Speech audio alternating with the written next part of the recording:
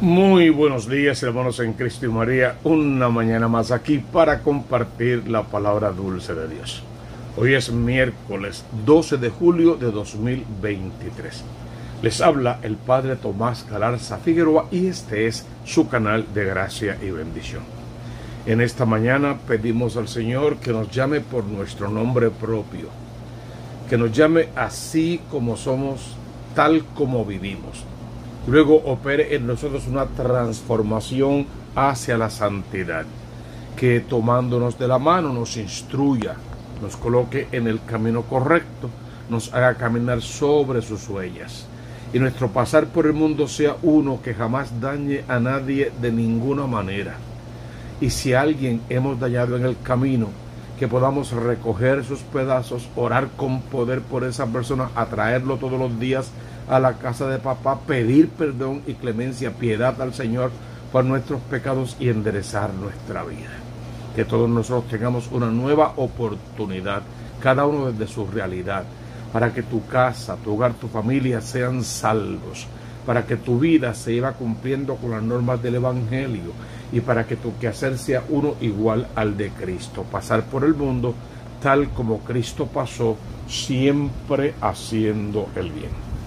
Veamos la primera lectura de hoy, tomada todavía del libro del Génesis, en el capítulo 41, versos 55-57, capítulo 42, versos 5 al 7, versos 17 al 24a. Es un poco larga.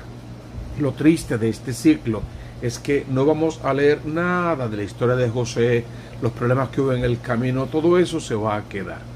Vamos a saltar directamente al momento en el que José se encuentra con sus hermanos.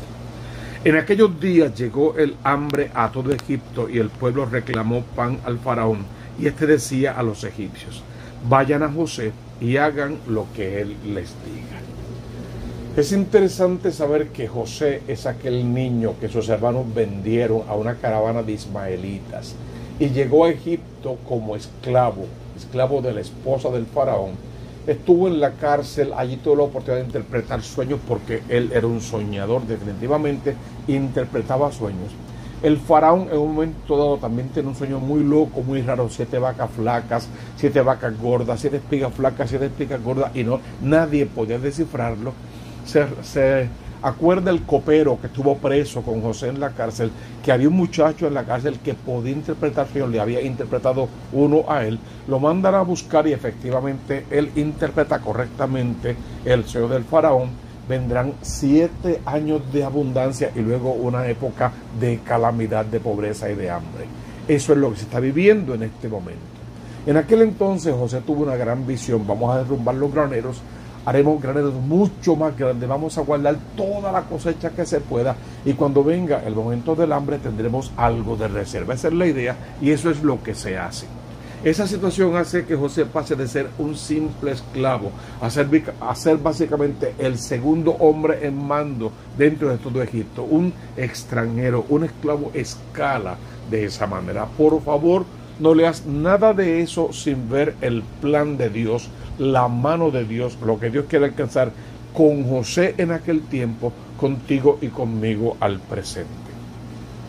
Entonces, como el hambre arreció en todas partes del mundo, vienen de todas partes a buscar comida, y escuchen la frase del faraón: vayan a José y hagan todo lo que él les diga. Si esa no es exactamente la misma frase que María Santísima va a utilizar en un momento dado, señalando a su Hijo Jesús: hagan todo lo que Él les diga, lo que Él mande, lo que Él ordene.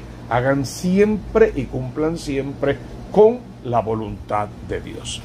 Bueno, llegan entonces los hermanos de José por el hambre del mundo a Egipto buscando comida. José, cuando llegan, los reconoce. Ellos lógicamente no lo van a reconocer a él. Está muy cambiado, está hablando otro idioma, ocupa un puesto demasiado importante para ser el muchacho que ellos vendieron a una caravana de ismaelitas. Por lo tanto, José se aprovecha de esa oportunidad no para castigarlos, no para cobrar venganza, sino para una perfecta corrección fraterna, una unificación de la familia y un cumplimiento de la voluntad de Dios. Conocemos los pormenores, los acusa primero de que son espías, los mete en la cárcel, luego le dice, pueden regresar algunos de ustedes, uno se va a quedar para probar que son hombres de bien y traigan por favor a su hermano menor. José sabe que tiene un hermano menor que se llama Benjamín y le pide que lo traigan. Todo eso en su momento se va a cumplir y todo eso tiene un sentido muy importante y muy valioso. Mientras eso sucede, los hermanos se dan cuenta que están pagando las consecuencias de su pecado. Y hablan al referente creyendo que José no los entiende, pero él perfectamente los entiende al punto que tiene que retirarse a otra habitación a llorar de dolor, de tristeza, de alegría, de regocijo, de encontrar a su familia y de la posibilidad de poder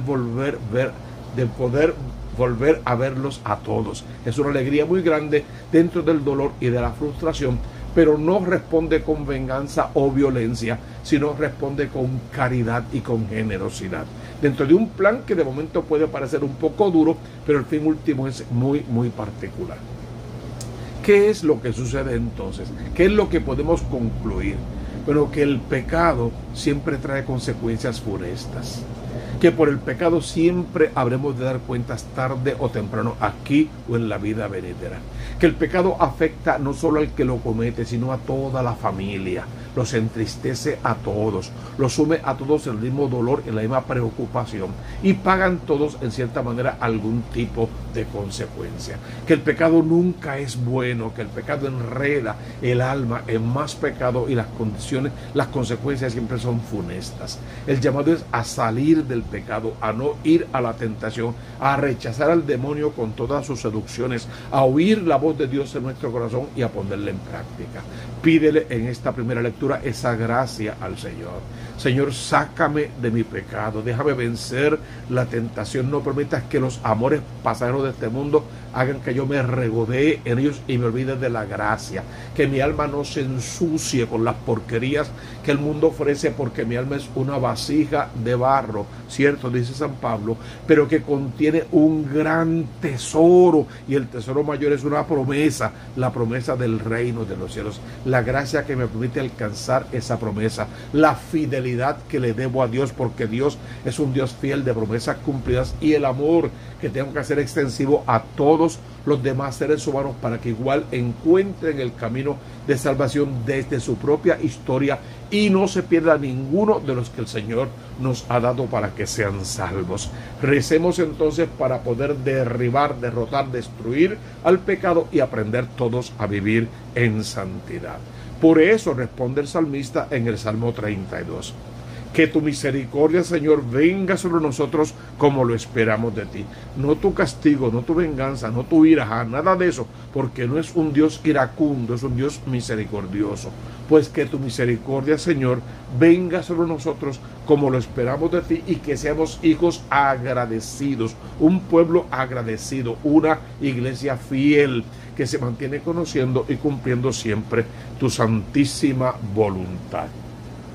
El evangelio que tenemos hoy es muy interesante, sale varias veces durante el año y tiene un valor particular cada vez que sale. Hoy vamos a leerlo según San Mateo en el capítulo 10 versos 1 al 7.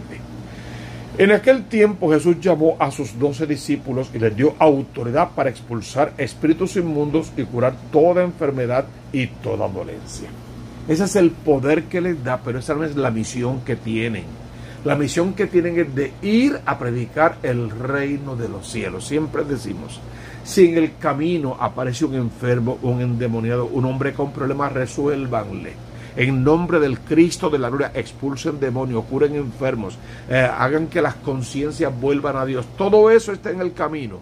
Pero la misión es una sola, predicar el reino de los cielos, ser testigos de ese reino y por ende vivir de acuerdo a lo que ese reino exige. Esa es la realidad de esa primera parte de la lectura. Es un llamado particular, es una invitación, es una vocación.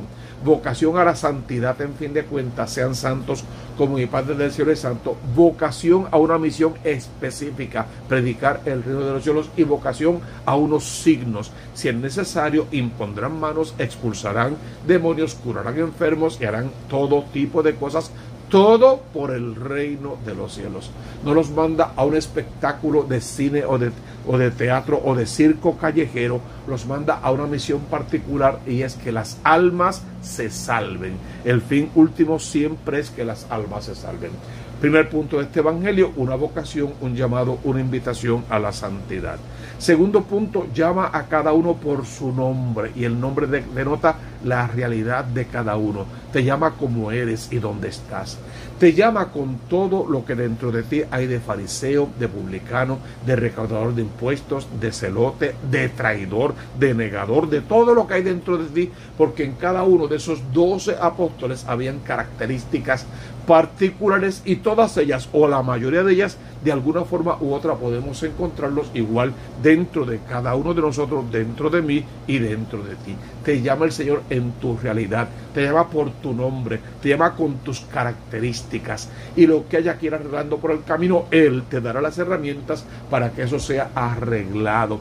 Y las batallas con el demonio, Él te dará la fuerza para que puedas vencerlo, si tú quieres vencer, si tú quieres permanecer en gracia, si tú quieres ser fiel, porque en fin de cuentas te llama en libertad, te elige en libertad, pero tú igual puedes decir que no y entonces no verás su rostro, o puedes decir que sí y enfrentar todas las batallas sabiendo que Él está contigo, que Él está de tu parte y que Él te ayuda a cargar tu cruz de cada día. Y una vez que los llama y que los envía a todos, hace recalcar este detalle: no vayan a tierra de paganos ni entren en las ciudades de Samaria, sino vayan a las ovejas descarriadas de Israel y proclamen que ha llegado el reino de los cielos. Ese llamado y ese envío tienen unas recomendaciones, unas órdenes, si quieres, unas reglas, unas leyes. No te contamines con nada pecaminoso, no vayas a lugares de paganos ni a tierra de samaritanos. Por este momento debió añadir, porque más adelante veremos el cambio en esa misma mentalidad y veremos a un Cristo que les enviará a todas partes del mundo a proclamar el evangelio. En este plan piloto, en este primer envío, vámonos con calma, vámonos despacio. Hay que primero medir el terreno, hay que ver quiénes somos, hay que ver con quién contamos, porque bien sabemos que de estos 12 hubo traidores, hubo quienes negaron, hubo quienes corrieron y abandonaron, hubo quienes no creyeron. Entonces vámonos en un plan piloto, primero solo entre las ovejas de Israel, que fue a las que Jesús fue enviado en primer lugar, y luego ese mandato, ese envío se va a abrir, pero todo en su tiempo, todo en su momento, igual que la iglesia hasta hoy sigue abriendo ese mandato a más sectores, a más personas, a más ideas y a todo lo que hace falta para que las almas se salven. Eso jamás sin perder el origen, el punto de partida y lo que es la fidelidad a Dios y a su iglesia. Lo más importante, proclamen el reino de los cielos.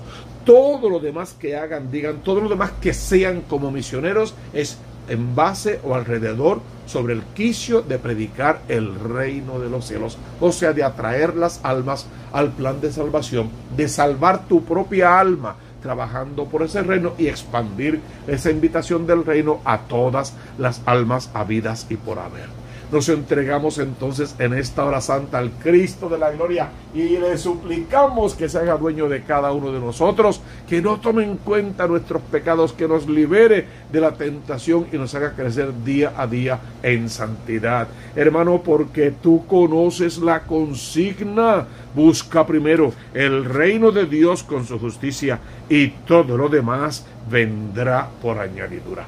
Te lo pido todos los días. Suscríbete, por favor. Hazlo ahora mismo a este canal, Tomás Galarza Figueroa, y al canal de la Diócesis de Mayagüez. Tocas la campanita, le das like y lo colocas en todas tus redes sociales. Ayúdanos, por favor, a evangelizar. Lleva la palabra al resto de los miembros de tu familia y a todas tus amistades. También te voy a pedir que dejes tus comentarios y tus sugerencias, sobre todo tus intenciones para la misa. Yo te dejé las lecturas y otra información importante. De momento, abre tu corazón al Redentor para que de lo alto reciba su bendición en el nombre del Padre y del Hijo y del Espíritu Santo. Amén, amén y amén.